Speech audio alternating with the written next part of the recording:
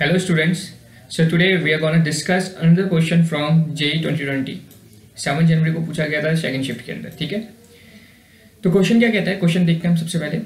Consider the following reactions. आपको reactions दे रखी है. Okay, NaCl plus K2Cr2O7 plus H2SO4 give A.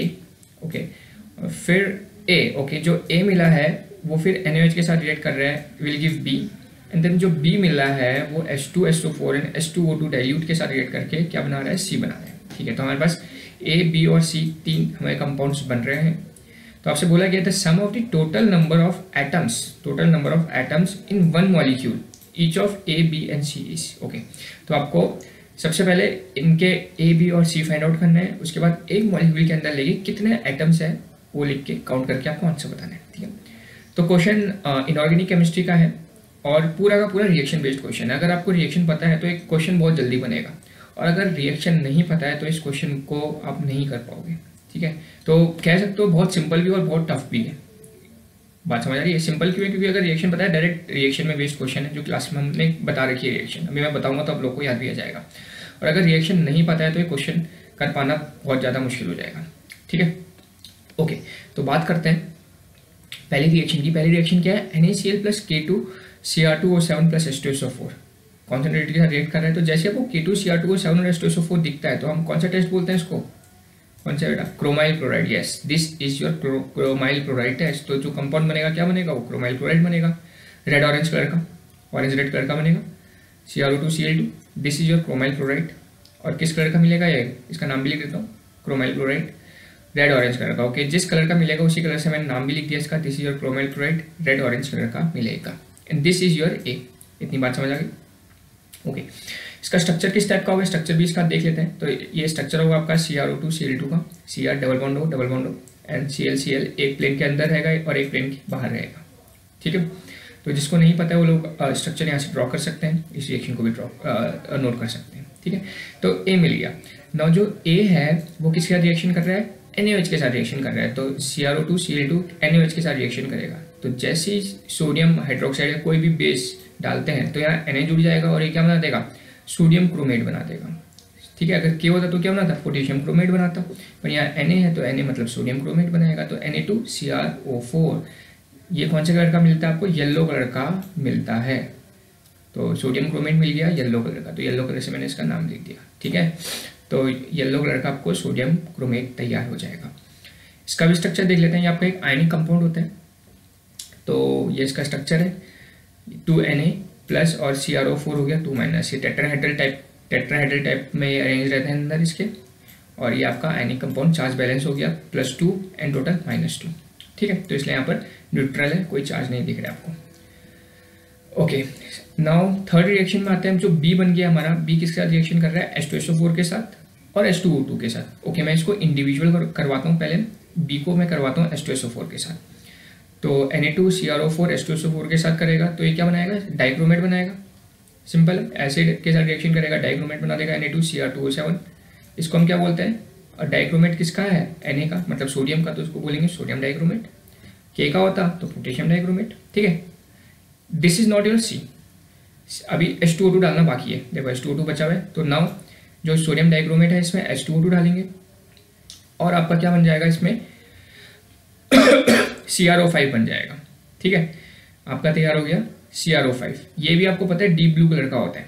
Deep blue colour का, जिसको हम क्रोमियम परऑक्साइड बोलते हैं. ठीक है, CrO5 डीप ब्लू कलर का कलर भी बना दिया यहाँ पर, जिसको हम क्या बोलते हैं? क्रोमियम परऑक्साइड बोलते हैं. ठीक है, ये आप लोग को बता रखा है, स्टार भी मार्क करवाया था. रिडॉक्स रिएक्शन का काफ़ी इंपॉर्टेंट कंपाउंड है. क्या इसका स्ट्रक्चर कैसा होता है? बटरफ्लाई टाइप स्ट्रक्चर होता है इसका, है ना. स्ट्रक्चर बना देता हूँ CrO5 का. देखो this is your butterfly type structure chromium peroxide का. परऑक्साइड, इसमें एक क्वेश्चन परऑक्साइड क्यों बोलते हैं? क्योंकि यहाँ पर दिख रही है आपको, this is your peroxide linkage. O single bond हो जहाँ होता है वो, उसको कौन सी लिंकेज बोलते हैं? परऑक्साइड लिंकेज बोलते हैं. अच्छा, यहाँ पर एक क्वेश्चन ये बनता है इस पर्टिकुलर पार्ट से, इस क्रोमियम परऑक्साइड से, कि क्रोमियम का ऑक्सीडेशन स्टेट निकालो. तो यहाँ पर बच्चे क्या गलती करते हैं वो भी बता देता हूँ मैं. ठीक है, तो क्या करेंगे बच्चे? क्रोमियम का निकालने के लिए X बोल देते हैं, X. और ऑक्सीजन का कितना होता है? 1 का -2, तो 5 का कितना होगा? -10 इज इक्वल्स टू 0. यही करेंगे तो यहाँ से X की वैल्यू कितनी आएगी? 10 आ जाएगी, जो क्या हो जाएगा? गलत हो जाएगा. आया बात समझ में? ये नहीं होता है, ये इसका रीजन क्यों नहीं होता है ये स्ट्रक्चर बताता है, क्योंकि this is butterfly type structure. Butterfly होने के कारण इस ऑक्सीजन का कितना है -2 है इसका ऑक्सीडेशन स्टेट, और इन पेरोक्साइड्स वाले ऑक्सीजन का कितना हो गया -1। इसका भी क्या है आपका -1 है, इसका भी क्या है आपका -1 है, और इसका भी क्या है -1। तो टोटल देखो क्रोमियम के चारों तरफ क्या ऑक्सीडेशन स्टेट आ गया, -2 ये वाला आ गया, और -1 3 4 5 6 हो गया। तो टोटल कितना हो गया -6। तो इस क्रोमियम का क्या होगा +6, and +6 is the right answer, not +10 जो ऊपर आता है। ठीक है, तो +6 हमारा इसका राइट आंसर होगा। ये जो +10 आ रहा था ये गलत हो जाएगा। ठीक है, तो इस चीज़ का भी आपको ध्यान रखना है। ये भी कभी कभार क्वेश्चन में पूछ लिया जाता है कि CrO5 में क्रोमियम का ऑक्सीडेशन स्टेट क्या होगा। ओके, तो एक एक्स्ट्रा क्वेश्चन मैंने बता दिया। Now coming to the question. तो अब हमारे पास हमें A, B और C तैयार है, इसको हाईलाइट कर देते हैं। हमारा A था CrO2Cl2, B था Na2CrO4 एंड C था CrO5। तो हमारे पास A, B और C हमारा तैयार है। अब हमें क्वेश्चन के अंदर क्या बताना है, क्वेश्चन के अंदर आपको बताना है the sum of total number of atom in one molecule of ABC is. तो टोटल एटम्स कितने होंगे, तो देखो CrO2Cl2 में कितने एटम्स हैं, तो देखो इसको मार्क करोगे तो इसको मिटाना पड़ेगा, थोड़ा ज़्यादा मार्क हो गया।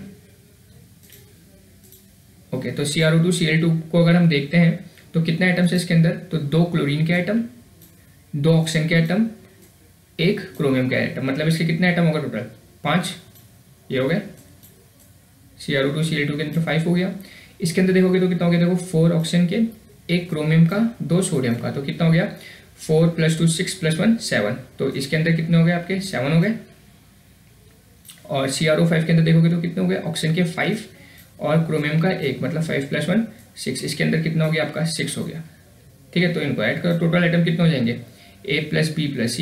A में कितने हैं, B में कितने हैं और C में कितने हैं, तो A में 5, B में 7 और C में 6। तो ऐड कर दिया कितना आ गया 18, and this will be your answer. तो ये हम आंसर लिख देंगे। आपका इंटीजर वाला क्वेश्चन था, मतलब जो भी आंसर आता है वो लिखना होता है आपको, तो you will write 18 as your answer. ठीक है, तो एकदम सिंपल सा क्वेश्चन, फॉर्मूला रिएक्शन में बेस्ड है। रिएक्शन आपको पता है, ये टेस्ट वगैरह जो आपको बताए गए थे, क्रोमाइल क्लोराइड टेस्ट, ये डीप ब्लू कलर का जो क्रोमियम पेरोक्साइड मिलता है, ये सारे रिएक्शंस अगर आपको पता है तो ये क्वेश्चन बहुत ईजिली बन जाएगा। नहीं पता है तो थोड़ी डिफिकल्टी डेफिनेटली होने वाली है। ठीक है, तो आज के लिए इतना रखते हैं। Thank you.